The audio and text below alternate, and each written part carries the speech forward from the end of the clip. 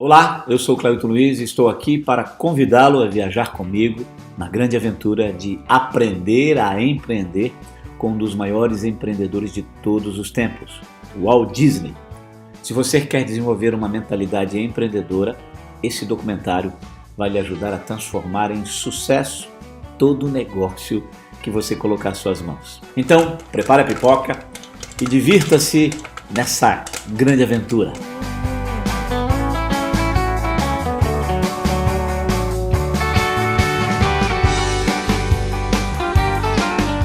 Walt Disney era um showman no verdadeiro sentido da palavra, uma força pioneira no mundo da animação. Ele transformou completamente a indústria do entretenimento com suas ideias inovadoras e suas visões criativas. Em sua carreira de mais de 4 décadas, ele mudou a maneira como o mundo olhou para a animação e foi o único responsável por inaugurar a era de ouro da animação.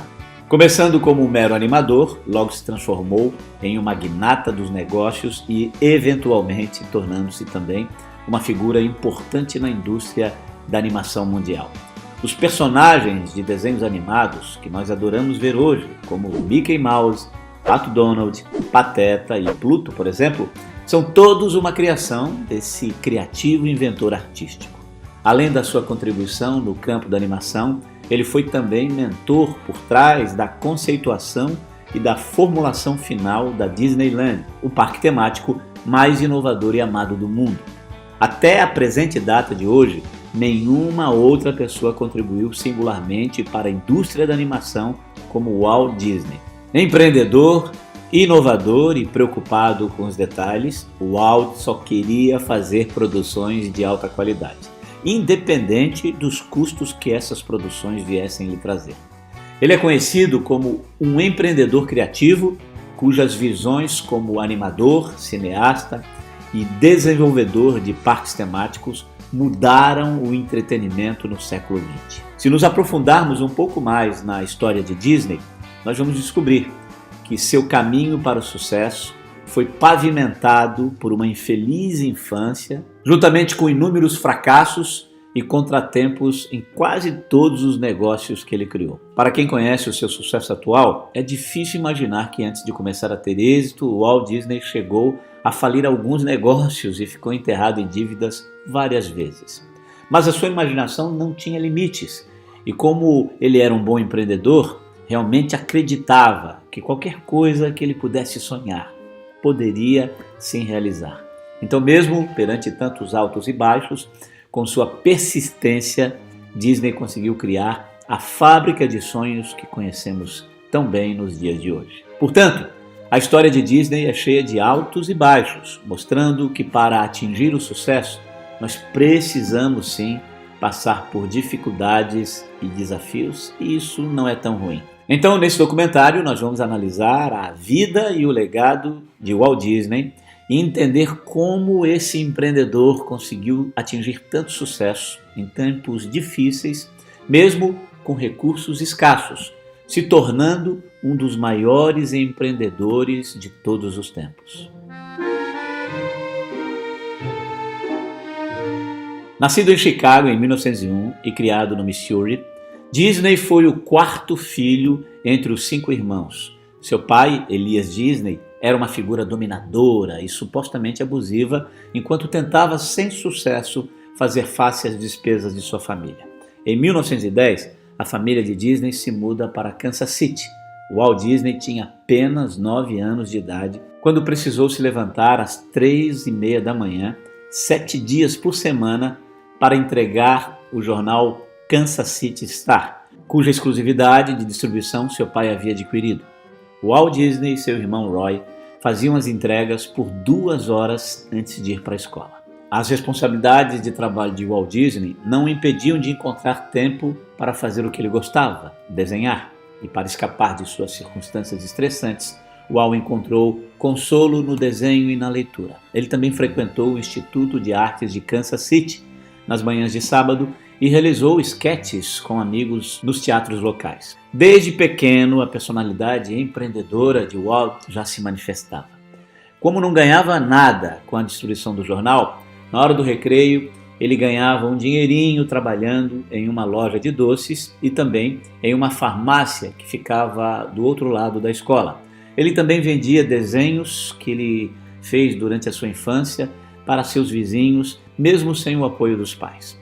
Certo dia, ele não resistiu. Ele viveu um dos momentos mais mágicos da sua infância. Entrou no único cinema que havia em Kansas City. Ele nunca havia estado em um cinema antes. O filme em cartaz era Branca de Neve, estrelado por Margaret Clark, ainda na versão muda.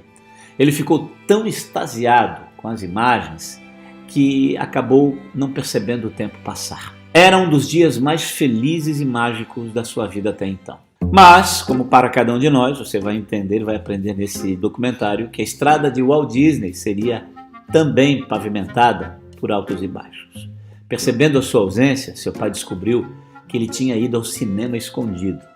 Então, no meio da sessão, Elias Disney entra no cinema furioso e dá uma surra no garoto no meio da rua.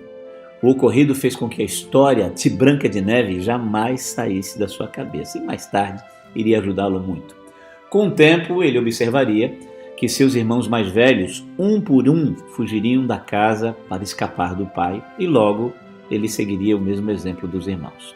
Seu pai vendeu a distribuição e mudou-se para Chicago, montando uma fábrica de geleias. Walt Disney acompanhou os pais e se manteve ocupado. Na nova escola, desenhava cartoon para o jornal estudantil e fazia um curso de desenho. Trabalhava também como vigia noturno na fábrica de geleias e como entregador dos correios. Seu maior sonho nesse tempo era se juntar ao corpo de ambulância da Cruz Vermelha na Europa no pós-Primeira Guerra Mundial. Com a ajuda de sua mãe, ele falsificou seus documentos e foi para a França em 1918. Durante 9 meses, dirigiu caminhões de suprimentos, ambulâncias e conduziu oficiais. Quando sua turnê na guerra acabou, Walt voltou brevemente para Chicago, mas ao invés de voltar para a escola e obter o diploma de ensino médio, foi para Kansas City em 1919, tornando-se aprendiz em um estúdio de artes comercial em Kansas City, onde iniciaria sua carreira como cartunista. Também foi lá que conheceu seu amigo de vida e de profissão, Abby Works. Mas como acontece, você já sabe, com cada um de nós, a estrada de Walt Disney seria pavimentada de altos e baixos, como acontece com todo empreendedor. E para sua surpresa, ele foi despedido por um editor de jornal, acusado de ser preguiçoso e de não ter imaginação e criatividade. Veja só, quem diria Walt Disney ser demitido por não ter criatividade. Mas você acha que essa demissão fez ele desistir da animação? Que nada. Ele não obteve sucesso financeiro em Kansas City, mas experimentou e aprendeu muito sobre animação, e foi nessa época que ele criou a sua primeira série animada e até treinou vários outros jovens artistas nesse campo na época. Depois, seu amigo Ub também foi demitido e ele e Disney decidiram abrir sua primeira empresa. Então, em 1920, aos 19 anos, Disney monta sua primeira empresa de produção de desenhos animados com seu amigo Ub, a Works Disney. O negócio começou bem e Disney descobriu-se um vendedor nato. Em pouco tempo, conseguiu abrir clientes, vendendo os desenhos dos personagens que desenhava desde a sua infância. Mas você já sabe, como cada um de nós, a estrada de Disney também seria pavimentada por altos e baixos. E Disney era um bom empreendedor, a gente já sabe. Era inovador, criativo e também um bom vendedor, mas era um péssimo administrador. E a empresa não teve sucesso duradouro e foi fechada apenas um mês depois, acabando momentaneamente com o sonho dos dois animadores. A partir daí, os dois foram obrigados a arrumar um emprego e conseguiram emprego na Kansas City Film, fazendo animações de 1 minuto para aparecer antes dos filmes nos cinemas. Disney aprendeu muito sobre animação nesse trabalho e, mais uma vez, sua personalidade empreendedora despertava nele a coragem e a confiança para começar seu próprio negócio mais uma vez. Então ele deixou a Kansas City Film em maio de 1922 para iniciar a Laugraf Filming. Juntando suas economias, ele e seu amigo Ub montaram um estúdio no edifício McCower, o primeiro estúdio de cinema comercial de Walt Disney, que ocupou um espaço de 5 salas de estúdio no segundo andar. Walt Disney vivia agora um momento de muito entusiasmo. Confiante com seu negócio, Disney colocou até anúncio no jornal pedindo vendedores e artistas que quisessem aprender animação para vir trabalhar com ele. Sua equipe de vendas conseguiu um bom contrato para a produção de 6 animações de curta-metragem. O dinheiro daria uma segurança financeira suficiente para alguns meses, tudo que uma empresa no início precisava. Tudo estava indo muito bem. Talvez agora ele decolaria. Mas como eu já disse para você anteriormente, da mesma forma como acontece ou acontecerá com cada um de nós, a estrada de Walt Disney seria pavimentada por altos e baixos. E quando terminaram o serviço, a distribuidora não lhes pagou e eles entraram em crise financeira mais uma vez. Walt não tinha dinheiro para pagar os funcionários, o aluguel e as demais despesas. Disney precisava ganhar dinheiro rapidamente para não falir mais uma vez. Obrigados a economizar, tiveram que sair então do endereço atual e ir para um pequeno quarto. O problema é que dentro desse escritório não havia banheiro e para eles fazerem as suas necessidades, veja só, eles tinham que atravessar a rua e ir até uma estação de trem que ficava ali próximo. Um grande problema para eles. Mas não podemos esquecer que Disney era um empreendedor em tempo integral. E empreendedores são muito criativos, inovadores, mesmo em tempos de crise, ou principalmente em tempos de crise. Fazendo uso de uma nova tecnologia, ele teve a ideia de misturar a imagem de uma menina real com a animação. Alice Comers vai ser um grande sucesso, afirmava ele. Alice Comers era uma série que apresentava uma menina real que interagia com personagens animados na companhia de Julius o Gato. Era uma proposta inédita nesse ponto da história do cinema. Mostrar uma menina real em um mundo animado era algo incrível naquela época. Disney, mais entusiasmado do que nunca, sabia que essa animação poderia revolucionar o mundo da animação e acreditava que faltava muito pouco para isso. Então Walt, com muito custo, conseguiu juntar os poucos recursos que dispunha para terminar a produção. Para isso, teve que deixar de pagar algumas contas, dormir no escritório, tomar banho na estação, comer feijão enlatado e receber até a ajuda de um restaurante grego próximo do seu escritório. Disney, nessa época, já tinha sobrevivido com esse negócio aproximadamente 1 ano e meio. Ele tinha boas ideias, mas apesar de ser um grande empreendedor, você já sabe, faltava a ele alguém para cuidar do dinheiro. E como nós já sabemos também, da mesma forma como acontece com cada um de nós, guarde bem isso, a estrada de Walt Disney seria pavimentada por altos e baixos. E depois de completar o filme inovador de Alice, no verão de 1923, infelizmente já era tarde, não havia mais dinheiro, não havia nenhuma empresa interessada na proposta inovadora dele. Uma grande decepção.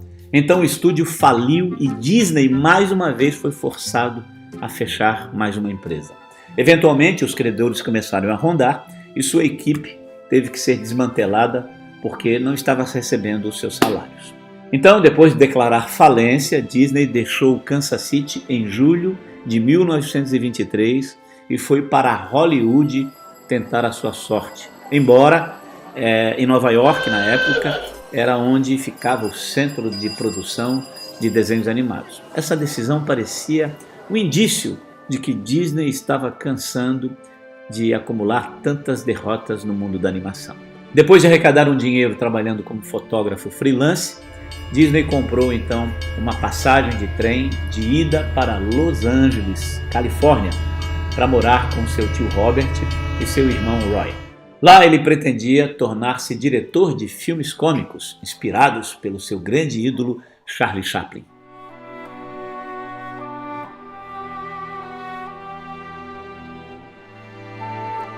Walt Disney chegou então em Los Angeles determinado a trabalhar como diretor.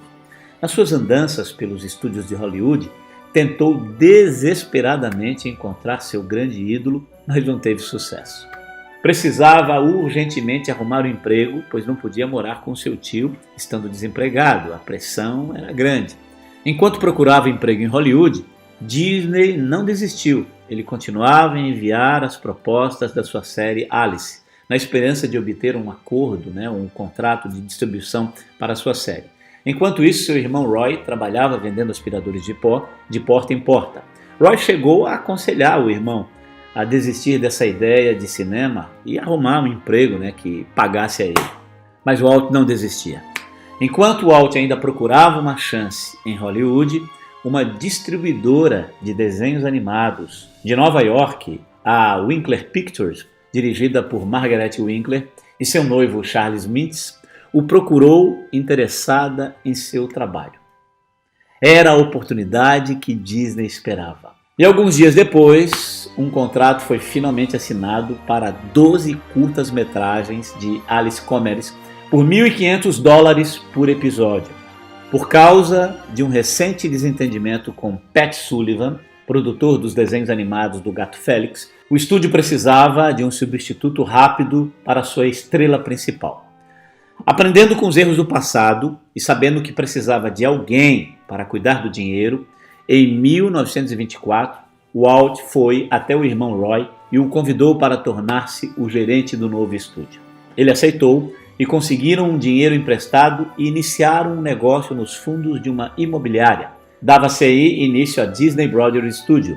Roy, além de ser o financeiro, operava uma câmera de segunda mão, enquanto 2 meninas foram contratadas para pintar celulóides. Enquanto isso, Disney monitorava os desenhos e criava novas ideias. Abbey Works e Hamilton se juntaram à equipe como animadores também. Eles eram melhores desenhistas que Walt. Aliás, ele nunca escondeu o desejo de trabalhar com os melhores, principalmente se fossem melhores do que ele. E essa é uma importante característica de um verdadeiro empreendedor, trabalhar com os melhores. Assim que os novos desenhistas chegaram, começaram a remodular Alice. Com o aumento da demanda de trabalho, Walt recrutou outros membros de sua equipe em Missouri, além de alguns moradores da região, entre eles uma jovem chamada Lillian Bowles, com quem acabaria se casando no mesmo ano. Walt Disney vivia agora, talvez, a sua melhor fase como empreendedor. Os irmãos Disney começaram finalmente a desfrutar do sucesso dessa nova fase. Roy comprou um sedã novo e Walt Disney um conversível esportivo. Compraram também 2 terrenos, um ao lado do outro, e construíram 2 lindas casas. Em 1926, a equipe de Walt batia recordes, concluindo um curta-metragem a cada 15 dias. E com a alta demanda, eles precisavam de um estúdio maior. Então, os irmãos Disney mudaram seu estúdio para Hyperion Avenue. Apesar da agenda lotada, por causa da alta demanda de trabalho, Disney conseguia encontrar ainda tempo para pensar estrategicamente sobre o futuro do seu negócio, coisa que todo empreendedor deve fazer. Certo dia, depois de um desses períodos de trabalho estratégico, aconteceu algo surpreendente. Walt Disney foi até Roy e disse: "Tomei uma decisão. Daqui para frente, a empresa se chamará Walt Disney Studios e não mais Disney Brothers Studios." Walt Disney acreditava que a sua visão de empreendedorismo e que sua criatividade era o coração da empresa. E era isso que eles vendiam. Como um bom empreendedor, Walt também encontrava tempo para estudar a concorrência. Ao final de 1926, Walt estava obcecado pelos concorrentes das indústrias de cartons. Ele percebia que seus desenhos animados sobre Alice já estavam perdendo público. Passava a maior parte do tempo em cinemas avaliando o trabalho dos maiores animadores da época, como por exemplo os irmãos Fleischer, criadores de Betty Boop, Superman e Popeye, e também Pat Sullivan, criador do Gato Félix. Walt Disney percebeu que os desenhos dos concorrentes eram crus, violentos, com piadas obscenas e muito urbanos. Eram desenhistas velhos, criando animações toscas e cruas. E Disney, um jovem empreendedor, entra nessa briga, usando sua visão inovadora para criar personagens atraentes, educados e simpáticos. Estava então na hora de inovar mais uma vez. Então, em 1927, o Walt Disney recebe uma nova proposta. Charles Mintis, que contratou os serviços da série Alice Comedies, entra em negociação com a Universal Pictures para a criação de um novo desenho animado. Porém, as animações com gatos já não eram mais a solução. Era gato para todo lado.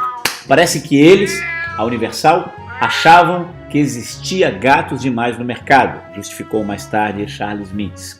Disney então apresentou um simpático coelho como personagem, o qual foi enviado à Universal Pictures, e eles adoraram o novo personagem. Com a proposta aceita, Charles Mintis viria a negociar a produção de 26 episódios de Oswald, o Coelho Sortudo. Rapidamente, a popularidade de Oswald motivou a venda de produtos alusivos ao personagem em todo o país. O Coelho Sortudo viria a ser um dos personagens de desenhos animados mais populares do século XX. Um sucesso absoluto.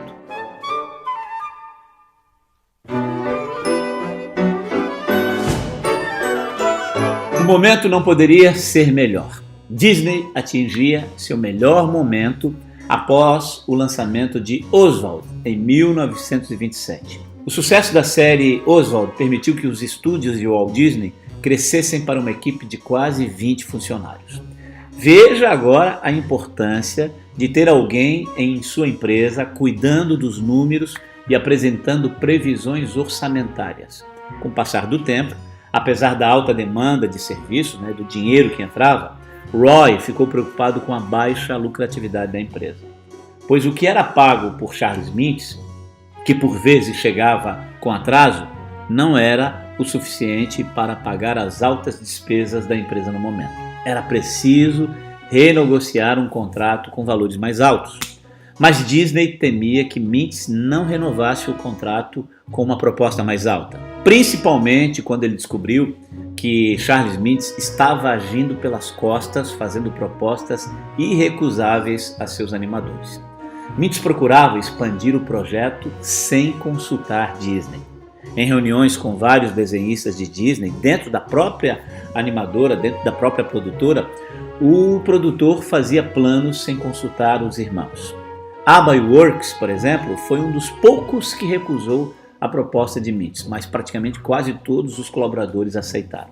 Preocupado, Walt Disney viajou com sua esposa Lillian para Nova York a fim de renegociar o seu contrato com Charles Mintis ou, quem sabe, vender a série Oswald para outros distribuidores, incluindo Fox e MGM, caso não houvesse um acordo com Charles Mintis. Como Walt Disney lembrou mais tarde, ele colocou 2 rolos de filmes de Oswald embaixo do braço e, sentindo-se como um caipira, andou meio quarteirão ao norte, na Broadway, para visitar a MGM. Disney era um bom vendedor e estava muito esperançoso em renovar um bom contrato com Charles Mintis ou, se não desse certo, negociar seu coelho com outros grandes distribuidores em Nova York. As perspectivas eram muito boas. A empresa ainda tinha uma reserva financeira, agora Roy estava cuidando do futuro do dinheiro da empresa. Disney também era bem conhecido no mercado e Oswald um personagem famoso e desejado por muitas outras empresas.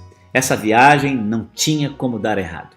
Mas, você já sabe, da mesma forma como acontece a cada um de nós, a estrada de Walt Disney seria pavimentada por sucessos e fracassos, por altos e baixos.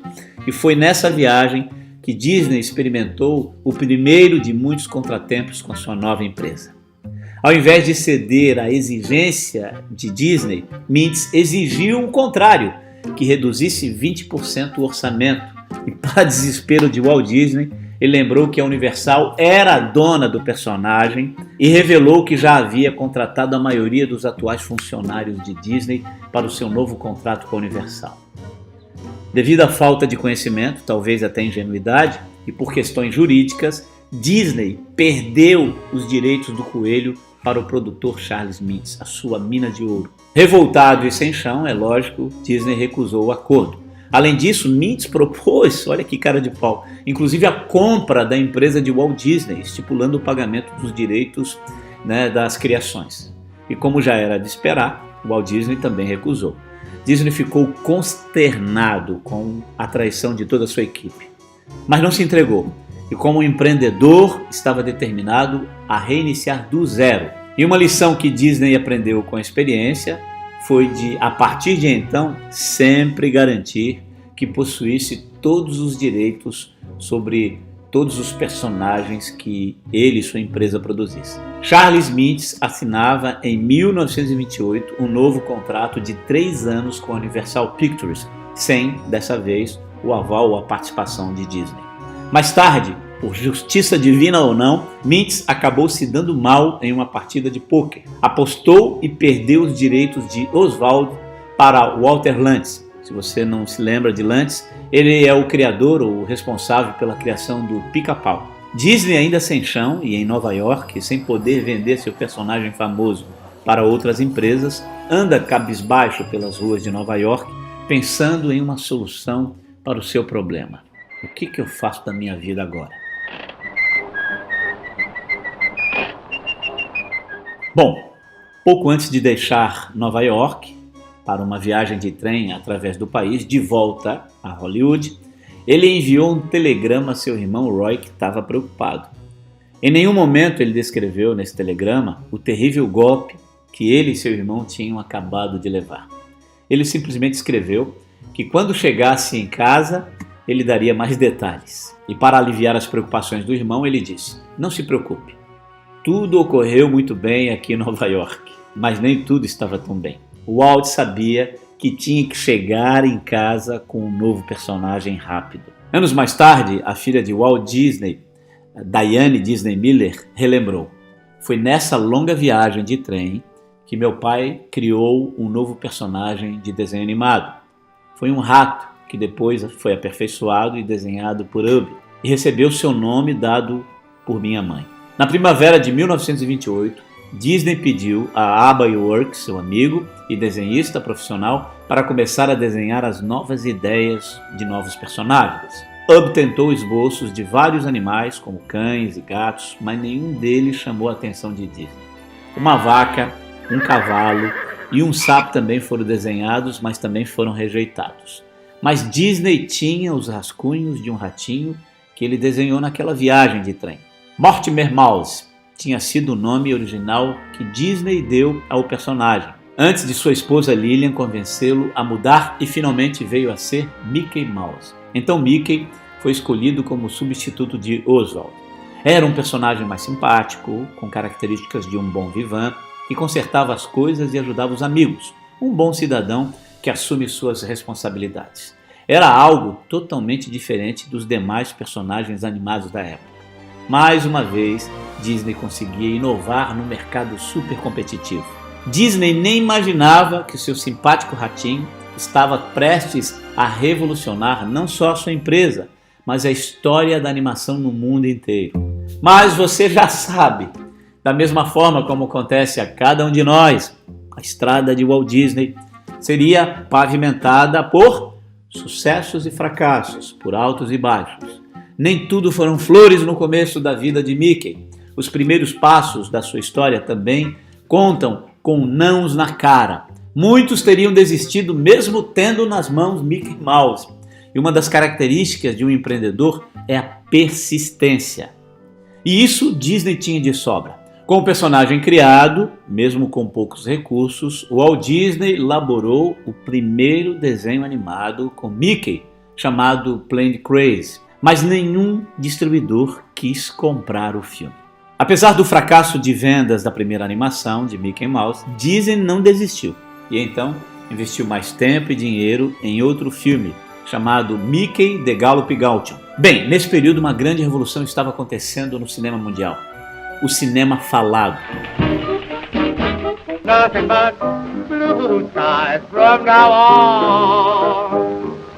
You like that, Mama? Yes. I'm glad of it. I'd rather please you than anybody I know of. Oh, darling, will you give me something? What? You'll never guess. A poderosa Warner Bros. Começava a veicular os primeiros filmes falados. O Pequeno Ratinho, então, surgiu em um momento de grande novidade no cinema e também de grande concorrência. Por isso, ele não conseguia encontrar um distribuidor disposto a dar uma chance ao seu novo personagem. Quem diria, hein? que Mickey Mouse seria tão rejeitado assim. E então, mais uma vez, a segunda animação de Mickey foi um fracasso em vendas. Em certa ocasião, numa reunião com Roy, enquanto sua minúscula equipe trabalhava no terceiro e ainda não vendido desenho animado, Disney disse: "Faremos um filme com som. Precisamos fazer uma animação melhor do que os nossos concorrentes se a gente quiser sobreviver."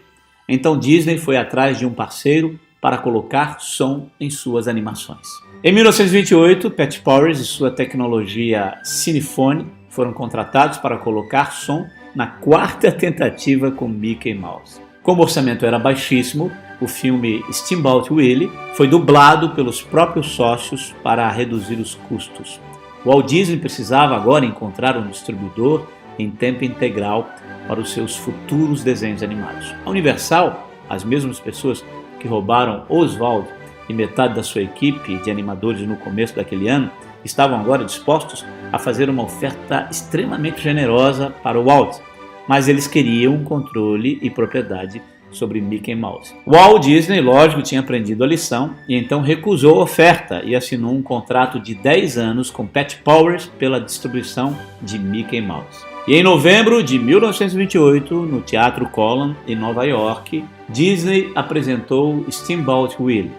O primeiro desenho animado com som foi um sucesso absoluto.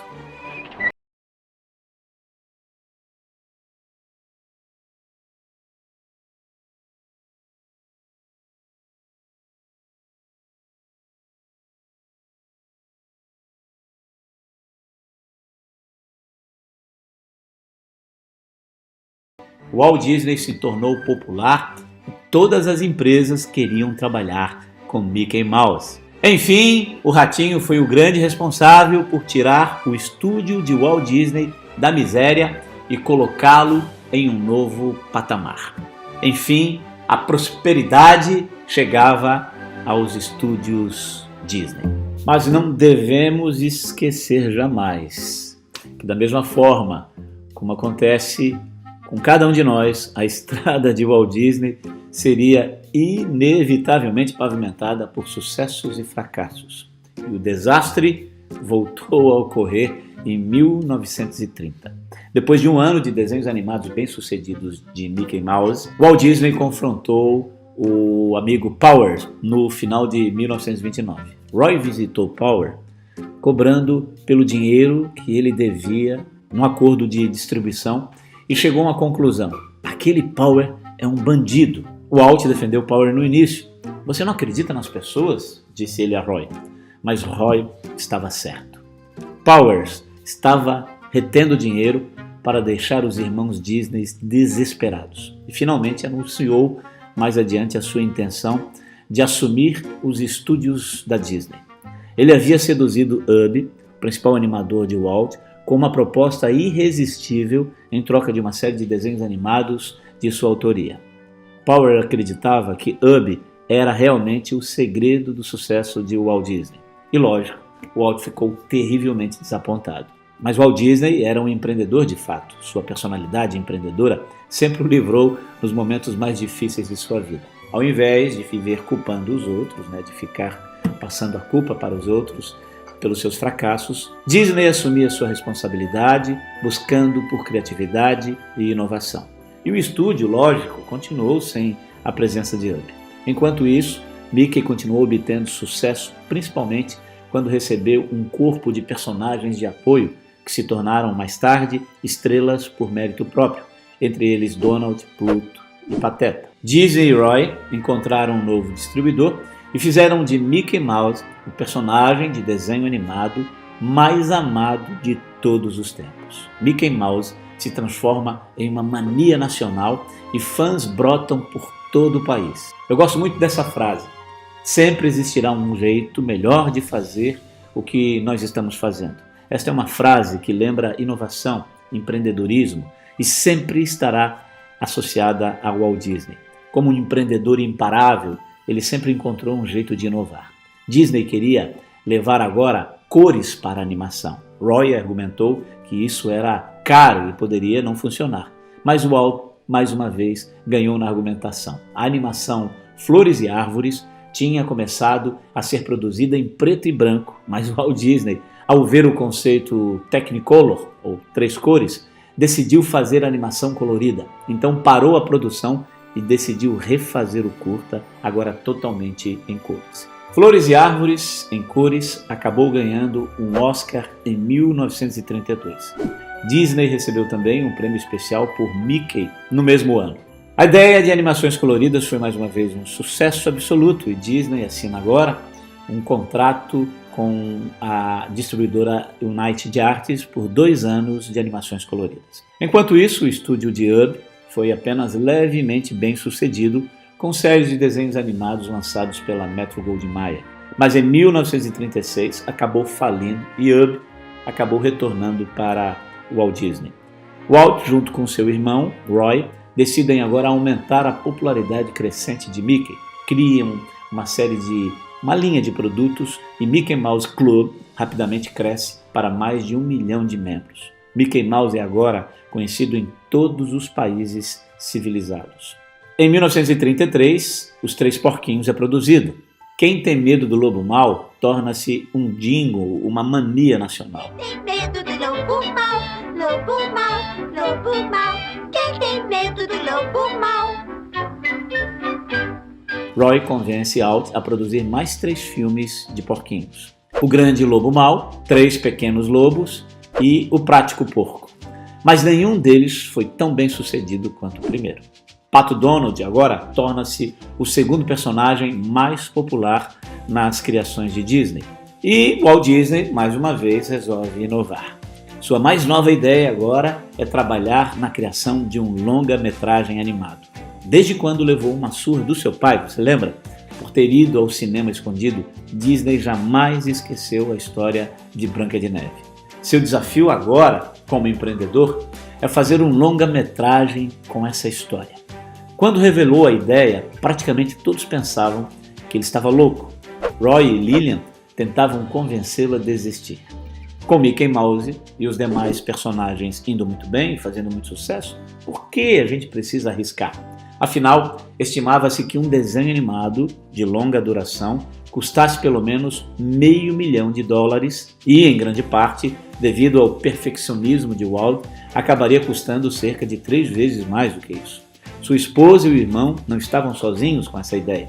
Outras pessoas no ramo do entretenimento achavam também que era uma imprudência fazer uma animação com longa-metragem. Eles não achavam que o Walt Disney poderia criar uma história que prendesse a atenção das pessoas por mais de meia hora de duração. Pensavam até que o tal desenho, um desenho com longa duração, pudesse afetar os olhos do público. Claro, o Walt não ouviu nada disso. Seu instinto empreendedor era indomável e não havia nada que o convencesse a mudar de ideia. Na verdade, Walt Disney era um homem de negócios melhor do que muitos imaginavam. Ele sabia que os cinemas não estavam mais querendo exibir tantos curta-metragens de desenhos animados antes dos longa-metragens, como era feito muito tempo antes. O empreendedor com visão de futuro sempre antecipará as tendências e também as crises. Além do mais, os concorrentes de Walt Disney estavam chegando com desenhos animados fortes, como por exemplo Popeye, que já rivalizava com Mickey Mouse em popularidade. Certa vez ele disse: "Eu sabia que se quiséssemos chegar a algum lugar, teríamos que ir além de animações curtas." A animação Branca de Neve foi cuidadosamente pensada. Ele tinha os anões simpáticos, ele tinha o zangado, o príncipe, a garota e tinha romance. Era uma história perfeita. Os funcionários ficaram convencidos apenas depois que ele, em uma noite, no início de 1934, encenou toda a história sozinho. Depois de várias horas exaustivas interpretando uma rainha malvada, uma doce heroína e um belo príncipe. Sua convicção era tanta que Disney teve que hipotecar a sua casa para ajudar a financiar a produção do filme. Branca de Neve custou quase $1,5 milhão, um valor enorme para um longa-metragem em 1937. Enquanto Branca de Neve era produzido, junto a uma produção prodigiosa de outros curtas-metragens, o estúdio se expandiu. Somente em 1935, 300 artistas foram contratados. Enquanto isso, Walt estava convencido de que, para progredir realmente, precisava treinar sua própria equipe de profissionais.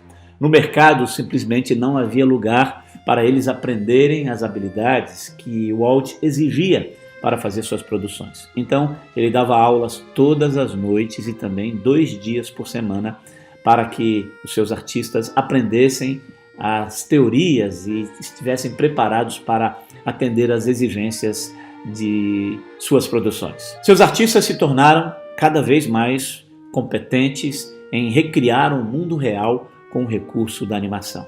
O verdadeiro empreendedor sempre se preocupará em treinar a sua equipe. Seu perfeccionismo era tanto que cenas foram adicionadas, cenas foram cortadas, por exemplo, quando Branca de Neve estava quase pronta, perto da conclusão. Walt achava que a personagem, em algum momento, parecia muito pálida. Então, Inkers e os outros pintores tiveram que corar as bochechas da personagem em dezenas de milhares de desenhos. Tanto trabalho valeu a pena. O filme estreou em 21 de dezembro de 1937 em Los Angeles. Charlie Chaplin, Cary Grant, Jack Benny, Shirley Temple, George Burns, todos eles estavam lá. Como lembrou um dos desenhistas de Disney, Hardy Kimball, o destaque estava no clímax do filme. Quando se presume que Branca de Neve está morta, ela ressuscita com um beijo do príncipe, levando a maioria das estrelas do cinema às lágrimas.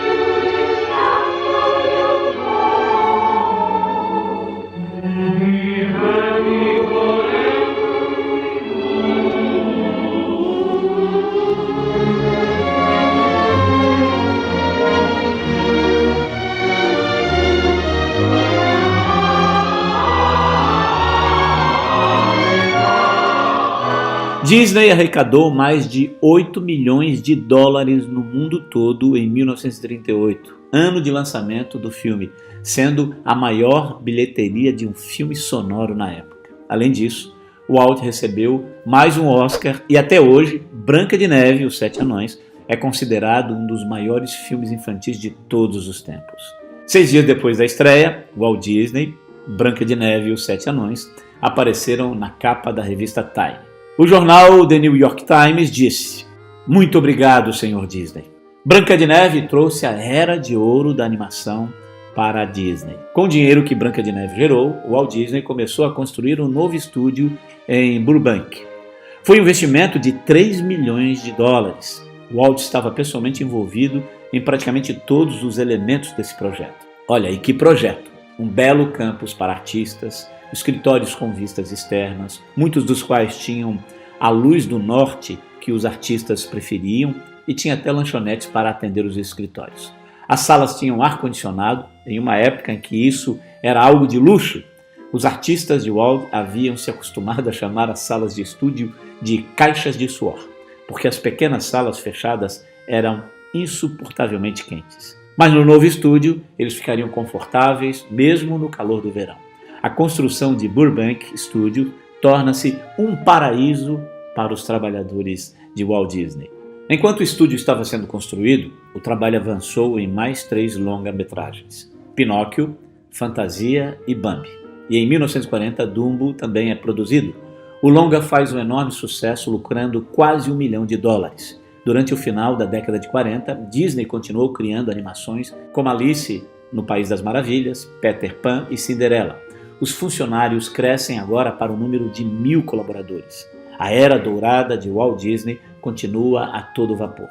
Mas lembram-se, da mesma forma como acontece a cada um de nós, a estrada de Walt Disney seria inevitavelmente pavimentada de sucessos e fracassos, por altos e baixos.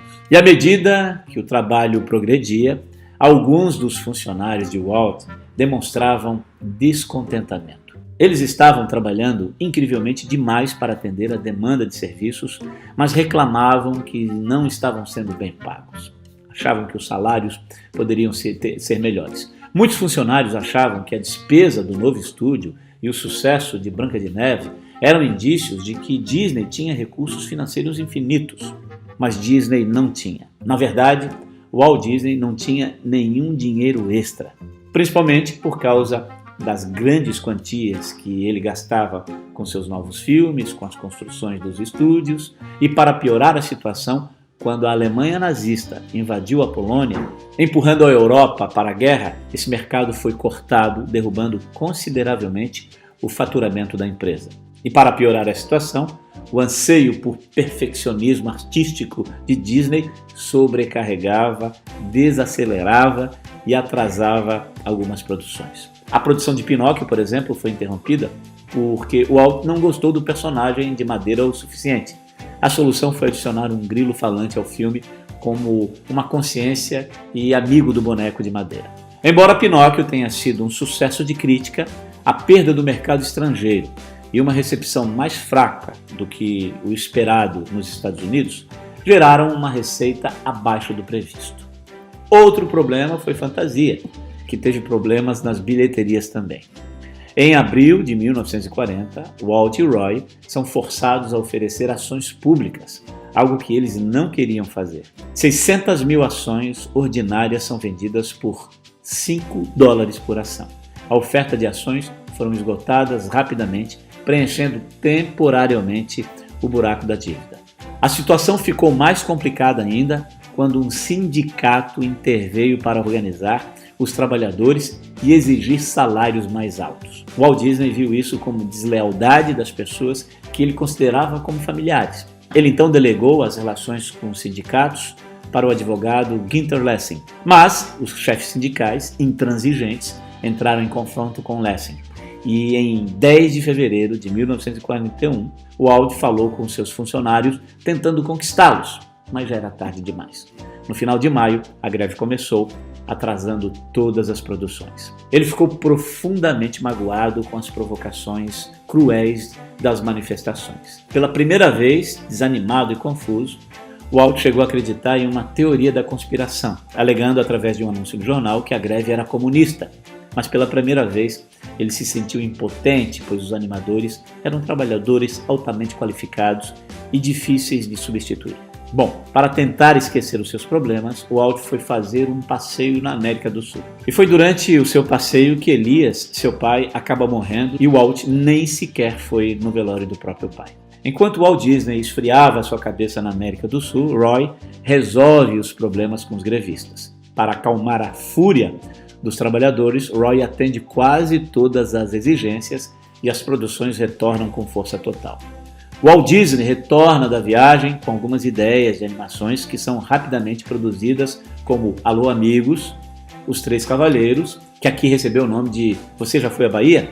Ambos os filmes são bem-sucedidos na América do Norte e na América do Sul. E mesmo com a tensão de uma iminente guerra mundial, com o sucesso das novas animações, enfim, a paz e a lucratividade volta a reinar no mundo Disney e todos os desenhos começam a fazer sucesso. Mas eu já falei para você, e você já sabe, serve para nós também. Da mesma forma como acontece com cada um de nós, a estrada de Walt Disney seria inevitavelmente pavimentada por sucessos e fracassos. Então, no dia 7 de dezembro de 1941, os japoneses bombardearam Pearl Harbor e os Estados Unidos são arrastados para a Segunda Guerra Mundial e a nação estava em estado de quase pânico. Os americanos sentavam-se colados aos seus aparelhos de rádio para ouvir as notícias. Haveria mais bombardeios? A Califórnia estava segura? Então, numa noite, o telefone de Walt Disney tocou. Era o gerente dos estúdios, dizendo que o exército americano estava se dirigindo ao estúdio. Horas depois, cerca de 700 soldados estavam de fato tomando os estúdios do Disney. O objetivo dos soldados era proteger a fábrica de aviões Lockheed, uma instalação que era vital para a segurança do país e ficava bem próximo dos estúdios. No dia seguinte, o presidente Franklin Roosevelt declara guerra. E pelos 8 meses seguintes, até que outras provisões pudessem ser feitas, os soldados comeriam, treinariam e morariam nos estúdios de Walt Disney. Na época, Walt estava trabalhando em Bambi e começando outros projetos, incluindo Peter Pan e Alice no País das Maravilhas. Ele teve que largar todos esses trabalhos em quase 100%, exceto em Bambi, que foi lançado em 21 de agosto de 1942 e não teve muito sucesso. Em vez de contos de fadas, o estúdio de Walt Disney fez agora dezenas de filmes para os militares. O mais notável foi O Novo Espírito, um desenho animado destinado a convencer os americanos a pagar impostos. Your taxes, my taxes, our taxes that run the factories.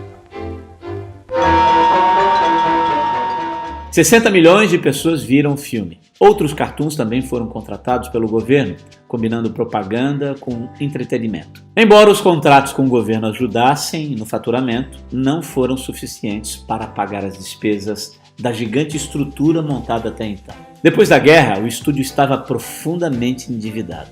Walt Disney queria tentar novos projetos ousados, mas Roy queria ser mais cauteloso. Os dois discutiram com frequência, mas nada parecia dar certo nesse tempo. Walt tentou voltar às origens e se basear em contos americanos em vez de contos europeus e criou um filme chamado O Som do Sul. O filme hoje é uma espécie de vergonha para a Disney por ter sido acusado de racismo.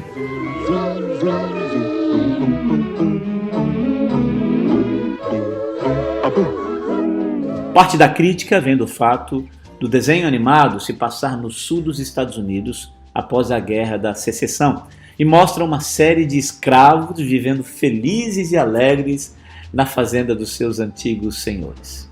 O custo da produção foi absurdo, quase 2 milhões de dólares, gerando apenas um lucro de 226 mil dólares. Um desastre. Pinóquio, Fantasia, Bambi e Dumbo são apresentados na Europa, mas nenhuma receita está vindo de lá devido à economia danificada dos países no pós-guerra. Roy pede que Walt corte os gastos, mas Walt Disney recusa. Em 1946, a dívida da empresa sobe para 4,3 milhões de dólares. O trabalho em Mickey e o Pé de Feijão, que foi interrompido devido à guerra, é retomado. Ele é combinado com um outro desenho animado e lançado em Como é Bom Se Divertir. É a última vez que a voz de Mickey Mouse é retratada por Walt Disney. Um trabalhador de efeitos especiais sonoros se torna agora a voz de Mickey Mouse.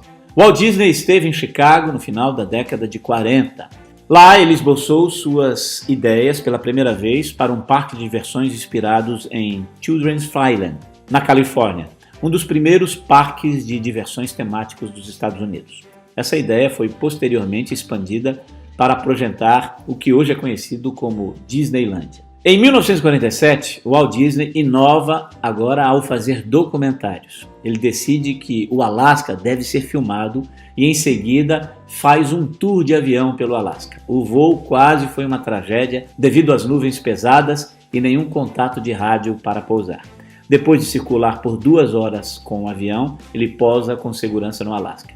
Walt, depois de revisar as gravações no Alasca, sugere um documentário baseado na vida dos animais. Quando Walt Disney enviou uma equipe de cineastas para o Alasca, eles ficaram perplexos. E quando viram uma filmagem interminável de focas que pareciam encantar o Walt Disney, ficaram ainda mais confusos. "Você nunca viu nada tão chato em toda a sua vida", disse um deles. Mas onde os outros viram quilômetros de focas entediantes, o Walt Disney viu o ouro. Ele acrescentou música, uma escrita inteligente, textos inteligentes, algumas piadas e uma edição sólida. E então as criaturas entediantes se tornaram as estrelas de Sea Island, o primeiro documentário de vida animal de Walt Disney. Escorting them to the various home sites along the beach. Finally, all the females join the parade to the wedding rounds. Mas Walt Disney não era um empreendedor a ser pego no marasmo por muito tempo. Ele dizia: vamos fazer qualquer coisa para conseguir alguma coisa, alguma ação. Nada acontece até que você se mova, já dizia Albert Einstein. E a ação foi o que ele conseguiu, ao fazer o estúdio trabalhar pela primeira vez com filmes de ação e aventuras com atores reais. Walt faria 13 filmes com atores reais, live action, entre 1948 e 1960, e 8 deles ganhariam o Oscar. Ele dizia: atores são ótimos. Você dá a eles as falas, eles ensaiam algumas vezes, e você tem isso no filme, está terminado. Vocês, provocando os animadores, levam 6 meses para desenhar uma cena. Sem dúvida, Walt foi atraído por filmes com atores reais desde o começo. Embora seu distribuidor tenha tentado desencorajar a mudança, eles não tiveram sucesso. E Walt provou ser também competente nesse campo, fazendo ótimas produções. Seu primeiro esforço foi em Ilha do Tesouro, que foi filmado na Inglaterra e permitiu que Walt e sua família fizessem uma viagem memorável, mostrando que as mesmas habilidades que o tornaram um virtuoso empreendedor no mundo da animação também se aplicariam com estrelas reais. And I say there'll be no killing till I gives the word. Shipmates. Shipmates. Seu incrível senso de descobrir boas histórias, atenção aos detalhes e disposição para buscar a perfeição também foram chaves para seu sucesso nesse campo. Walt Disney sempre levava suas menininhas aos domingos, no início dos anos 40, para brincar no carrossel de um parque de diversão. Walt sentava-se em silêncio em um banco de madeira, imaginando por que ninguém inventara um lugar limpo e seguro onde pais e filhos pudessem se divertir ao mesmo tempo. Brincava com uma sequência de ideias que se tornava cada vez mais séria. Pouco antes da Segunda Guerra Mundial, ele considerou criar um pequeno parque de diversão do outro lado da rua do estúdio, que contaria com passeios de pônei e estátuas de seus personagens mais populares. Mais tarde, ele considerou um show itinerante, com uma série de cenas da América Antiga. Walt visitou o parque de diversões nos Estados Unidos e no mundo todo. Na maioria das vezes, ele achou que eram terríveis, fedorentos, sujos e inseguros. O único que agradou a ele foi o Tivoli Garden, em Copenhague, que foi bastante razoável e limpo, como poderia ser. E claro, ele continuou trabalhando nos estúdios em desenhos animados e filmes que lhe custavam muito e ainda rendiam pouca coisa. A empresa já vendera ações para o público e Roy estava preocupado que os acionistas ficassem furiosos se o Walt Disney colocasse os recursos da empresa em um empreendimento tão arriscado quanto os parques de diversões. Mas a falta de dinheiro nunca havia parado o Walt Disney. Ele pegou emprestado seu seguro de vida, vendeu sua casa de férias em Palm Springs e pegou dinheiro emprestado até de funcionários para fazer o trabalho. Mas precisava de muito mais, então ele e Roy fizeram um acordo para criar um programa de televisão para a ABC. Em troca, a ABC colocaria $500 mil em dinheiro e garantiria ainda mais 4,5 milhões em empréstimos e receberia 1/3 da propriedade do parque quando ela estivesse concluída. Mais tarde, eles venderam essa parte deles para o Walt Disney. O show Disneyland faria o rosto de Walt Disney tão famoso quanto o seu nome. O programa proporcionaria uma grande oportunidade para ele falar diretamente com o seu público, em um tom que era natural e familiar, e fez dele um convidado favorito em milhões de lares naquela época. Essa estratégia de parceria foi genial, pois além de conseguir o financiamento para construir a Disneyland, Walt Disney ainda podia fazer propaganda do seu futuro parque todos os domingos, atingindo milhões de americanos espalhados pelo país inteiro. O programa Disneyland levou para a TV o Clube do Mickey e o Zorro. Aliás, o Clube do Mickey foi um fenômeno. Logo, a televisão não era apenas um meio para financiar a Disneyland, era uma parte importante do império de Walt Disney também. Mickey Mouse O Clube do Mickey de Walt Disney, hoje com o Pato Donald no País da Matemática, versão brasileira BKS. Em 1949, a popularidade de Pato Donald aumentou tanto que ele acabou substituindo Mickey Mouse como o astro da Disney naquela época. Walt Disney se recuperou da turbulência dos anos 40 e dá agora ao público filmes de animações como Cinderela, Alice no País das Maravilhas, Peter Pan, A Dama e o Vagabundo e A Bela Adormecida. E em 1950, Cinderela foi um sucesso instantâneo, o maior sucesso desde o lançamento de A Branca de Neve. Ele também fez muito sucesso com aventuras em filmes e séries entre os anos 50 e 61, incluindo Poliana, As Aventuras da Família Robinson e Operação Cupido.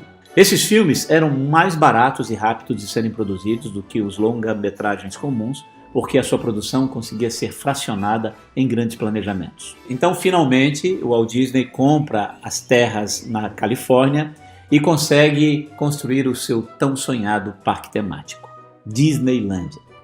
Com o apoio financeiro da ABC, ele foi capaz de criar um mundo de fantasia para adultos e crianças, permitindo que os convidados mergulhassem em seus desenhos animados, ao invés de apenas assisti-los nas telas de TV e nos cinemas. Nunca nenhum empreendedor no mundo havia construído um mundo tão mágico, tão real, quanto o que o Walt Disney havia construído. Mas você já sabe, da mesma forma como acontece com cada um de nós, também a estrada de Walt Disney, inevitavelmente, seria e deveria ser pavimentada com sucessos e fracassos. Por isso, não tema, não se preocupe se você também coleciona fracassos, decepções. É assim, esse é o segredo para a vida de qualquer pessoa que quer ter sucesso, que quer conquistar seus mais improváveis sonhos. E no domingo, 17 de julho de 1955, aconteceu a inauguração da Disneyland para jornalistas e convidados. O parque temático que custou 17 milhões de dólares. O dia da inauguração do parque foi transmitido em um programa de televisão ao vivo de 90 minutos, sendo o evento de TV mais assistido até aquele dia. Cerca de 20 câmeras postadas ao redor do parque transmitiam uma visão de atrações emocionantes. Dedicações sinceras e comentários descontraídos eram feitos por apresentadores como Ronald Reagan, que mais tarde viria a se tornar presidente dos Estados Unidos. Apesar de apenas 11 mil ingressos terem sido distribuídos aos convidados, mais de 30 mil pessoas conseguiram entrar no parque com ingressos falsos. Uma verdadeira catástrofe. Além da superlotação inesperada, vários outros fatores contribuíram para o desastre do dia da inauguração, que ficou conhecido mais tarde entre os executivos da Disney como o Domingo Negro. Outro problema foi que eles tiveram que escolher entre bebedouros ou banheiro funcionando no dia da inauguração. E obviamente eles escolheram os banheiros. E com isso, nenhum bebedouro tinha água. As pessoas passaram sede, num calor de 38 graus acima do normal naquela época. Além disso, o asfalto que tinha sido colocado naquela manhã não estava seco o suficiente. Com isso, os saltos das mulheres afundavam no asfalto. Lembre-se que nós estamos falando da década de 50, ou seja, a grande maioria das mulheres naquela época andavam com um pequeno salto. Isso foi até cômico, engraçado. Imagine as mulheres presas, com seus sapatos presos no asfalto. Após o desastre da inauguração, Disney convidou algumas pessoas a voltarem no parque em um outro dia e aproveitarem a Disneyland da maneira apropriada, com todos os problemas já resolvidos, lógico. E finalmente, no dia 18 de julho, quando o parque abriu para o público em geral, já com todos os problemas resolvidos, as filas para entrar começaram às 2 horas da manhã e aproximadamente 50 mil pessoas visitaram o parque naquele dia. E o resto é história.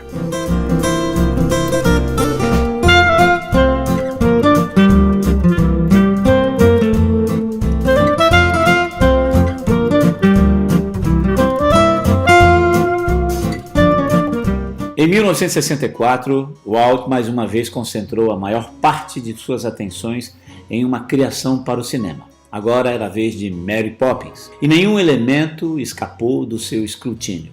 O resultado, claro, foi inesquecível. Walt e Roy tentaram obter os direitos sobre o livro com a autora Pamela Travis por anos e finalmente foram bem-sucedidos, embora a relação entre Walt e a autora tenha sido um tanto complicada durante a criação do filme.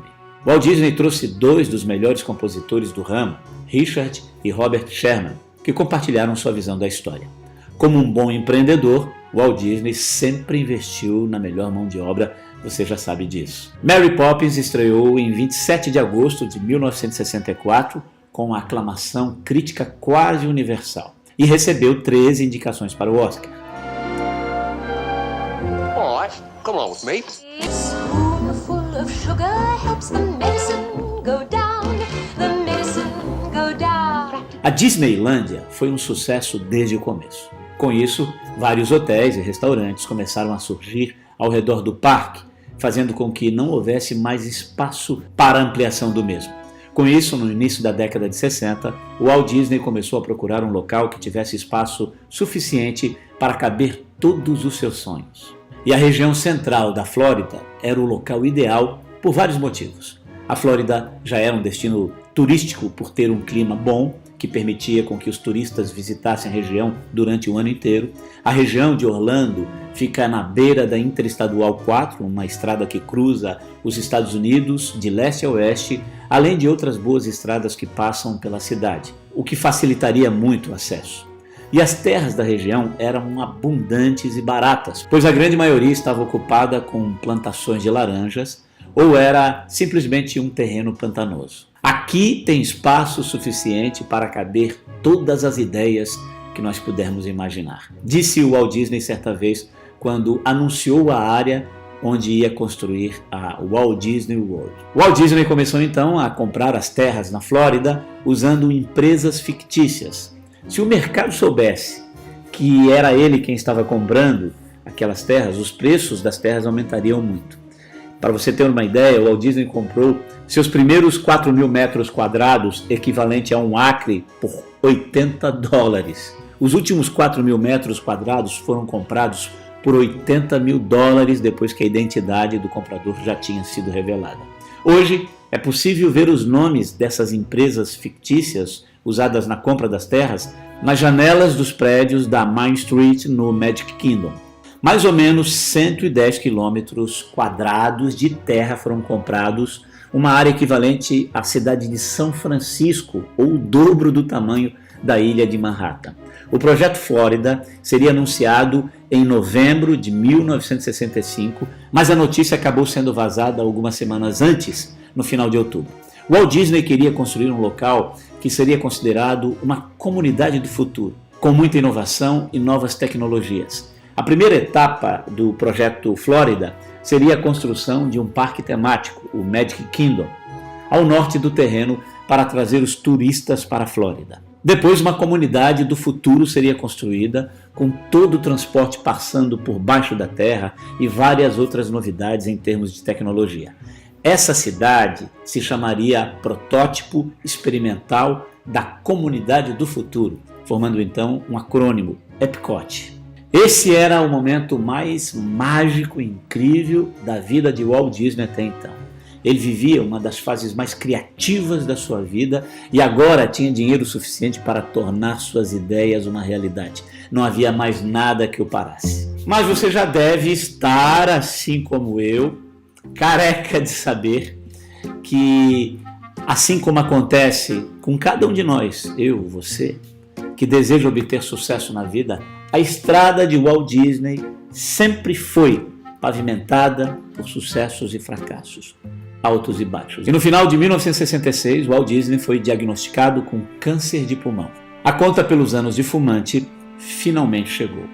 Walt Disney disse à sua família que eles não deveriam se preocupar, que ele teria o câncer removido e se recuperaria rapidamente. Mas na segunda-feira, de 7 de novembro, o cirurgião disse a Lillian Diane Sharon que o câncer havia se espalhado e que o Walt Disney tinha 6 meses de vida ou no máximo 2 anos. Walt fez algumas visitas ao estúdio durante esse tempo, mas passou a maior parte das próximas semanas com a sua família fazendo planos para o futuro. Vou me concentrar nos parques e na construção do Epcot, disse ele ao genro Ron. Em 30 de novembro ele voltou ao hospital e em 15 de dezembro ele veio a falecer. A bandeira na Disneylândia voou a meio mastro e, como o jornalista Eric Severai disse, nunca vamos ver suas inovações novamente. Com a morte de Walt Disney, seu irmão e sócio Roy Disney adiou sua aposentadoria para supervisionar a construção do Magic Kingdom na Flórida, que foi inaugurado em 1º de outubro de 1971. Esse novo complexo na Flórida, a princípio se chamaria Disney World. Porém, com a morte de Walt Disney, Roy resolveu homenagear o seu irmão e definiu que o complexo se chamaria Walt Disney World. Roy Disney faleceu em 20 de dezembro de 1971, menos de 3 meses após a inauguração da Walt Disney World.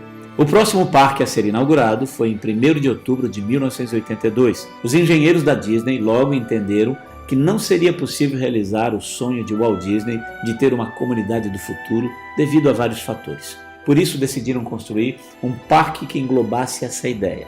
O parque ganhou o nome do projeto original, Epcot. Depois, em 1º de maio de 1989, foi inaugurado os estúdios MGM, hoje Hollywood Studios, e em 22 de abril de 1998 foi inaugurado o Animal Kingdom.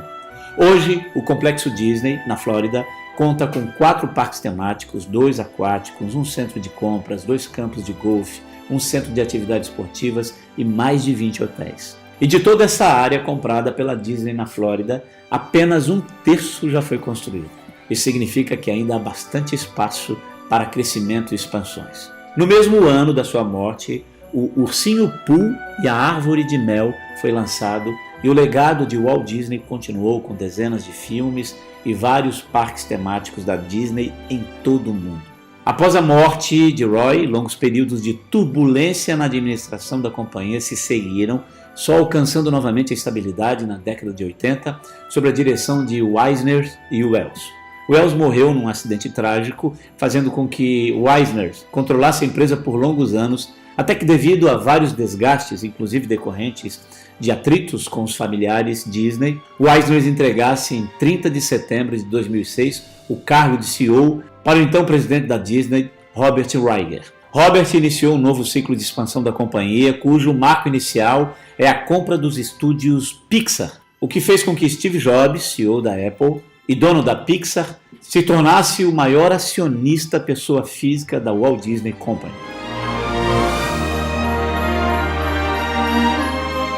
No final da sua carreira, Disney cresceu de um artista em dificuldades para um grande empreendedor visionário. Walt Disney detém até hoje o recorde de mais Oscar ganhos. Ele foi conhecido por sua incansável ética, perfeccionismo e visão empreendedora do trabalho. Disney tinha um profundo senso do que o público queria e capitalizou os sentimentos predominantes da sua personalidade empreendedora em inovações que mudaram a forma de trabalhar em todos os nichos em que ele tocou as suas mãos. Hoje, o Walt Disney Company é uma empresa multinacional de mídia de massa que continua moldando a infância e a cultura pop de milhões de pessoas. É possivelmente a empresa mais famosa da história do mundo.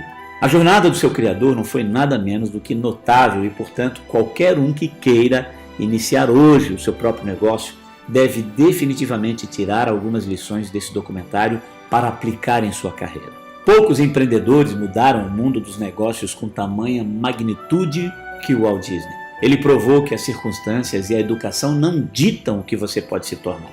Suas lições de vida servem como excelentes lembretes para todos os empreendedores. E se algumas dessas lições lhe passaram despercebidas, deixe-me agora compartilhar com você rapidamente, no final desse documentário, algumas dessas lições importantes.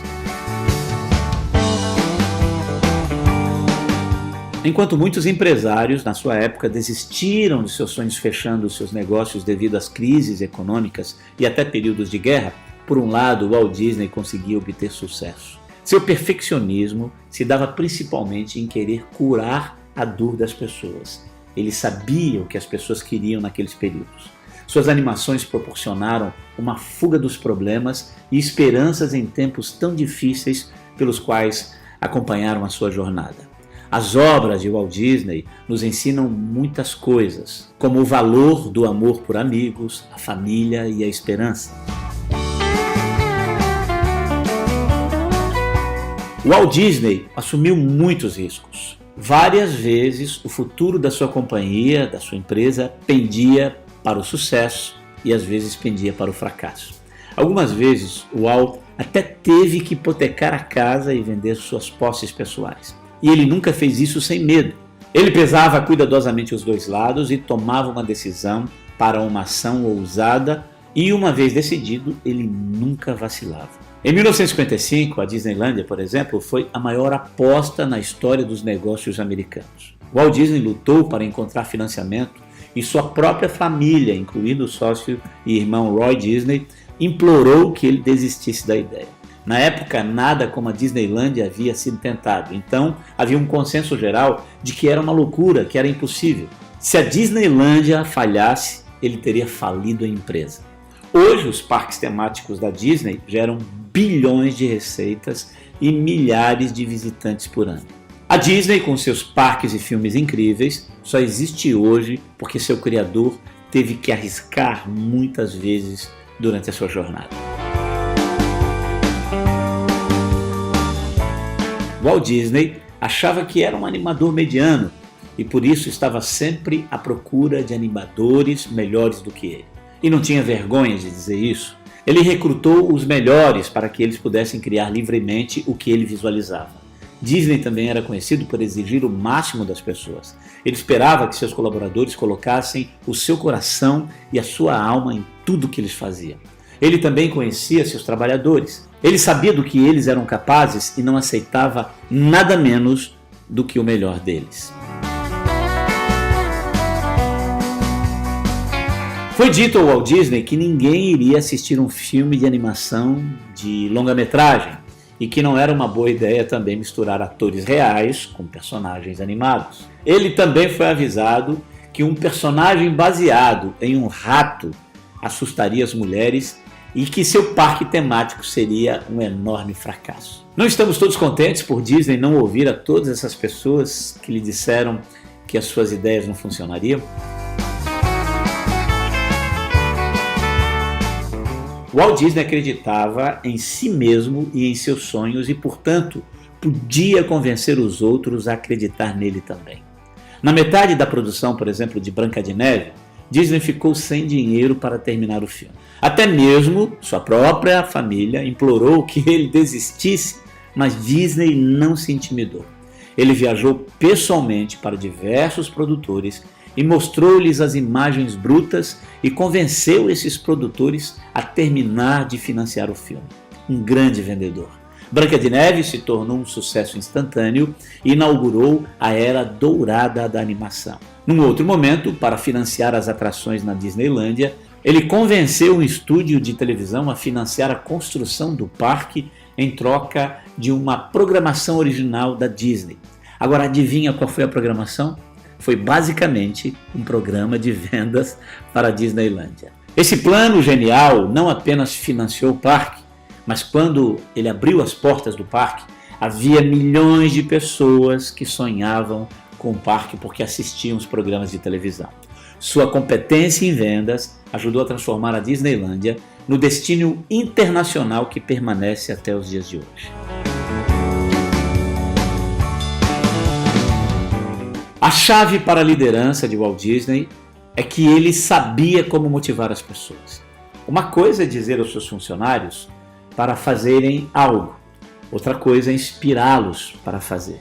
Para inspirá-los, por exemplo, ele contava histórias.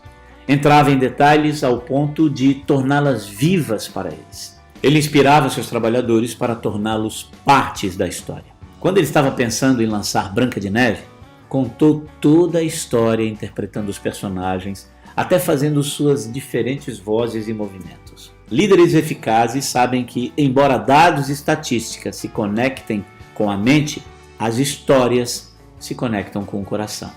Histórias bem contadas criam uma energia que as estatísticas sozinhas não conseguem conectar.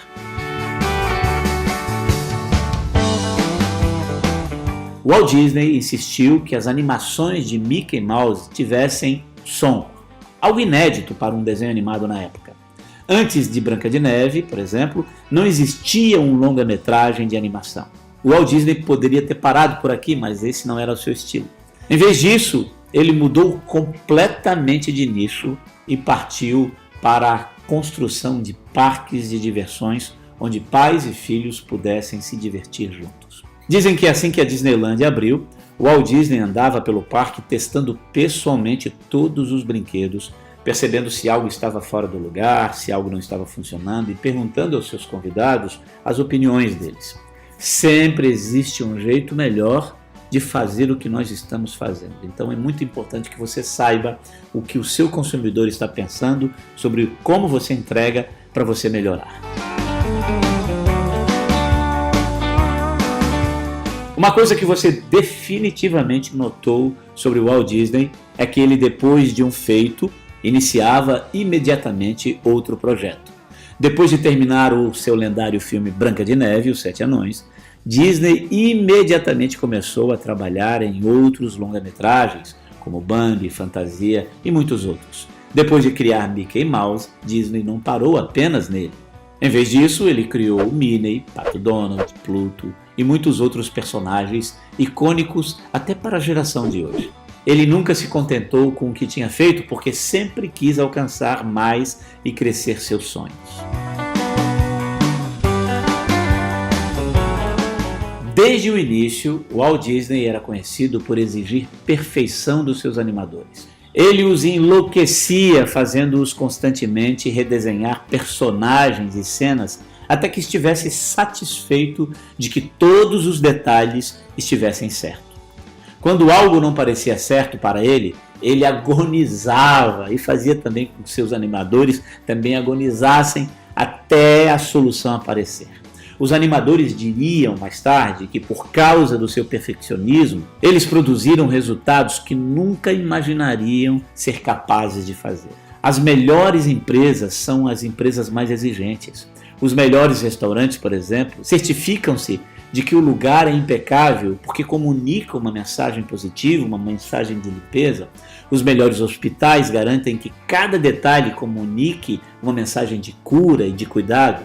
Os melhores escritórios de advocacia garantem que cada detalhe comunique uma mensagem de confiança. As melhores montadoras garantem que cada detalhe comunique uma mensagem de qualidade. E os líderes das melhores empresas certificam-se de que todos na organização prestem atenção nos pequenos detalhes.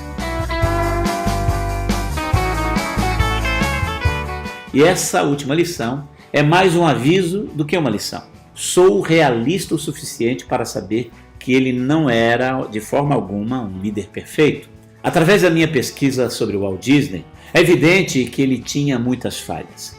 Ele demorava para elogiar, por exemplo. Um grande elogio de Walt Disney poderia ser simplesmente: isso vai funcionar. Mas isso era algo raro. Quando ele não estava contente com algo, ele rapidamente deixava o colaborador saber de seu descontentamento. Muitos animadores disseram que foram levados às lágrimas sob as críticas pesadas de Walt Disney. Não, ele não era um líder perfeito, mas claro, ninguém é perfeito. Apesar de suas falhas, ele construiu uma empresa que representa uma das marcas mais reconhecidas e poderosas do planeta. Há muitas outras coisas que você pode aprender com outras pessoas bem-sucedidas e provavelmente essas coisas são iguais ou pelo menos estão relacionadas com as que eu mencionei nesse documentário. É quase um padrão. O sucesso de Walt Disney definitivamente serviu de inspiração para muitas pessoas e mesmo após a sua morte, seu legado ainda continua nos inspirando. E não esqueça, assim como na vida de Walt Disney, a nossa vida é feita de altos e baixos. Nunca desanime. Um forte abraço.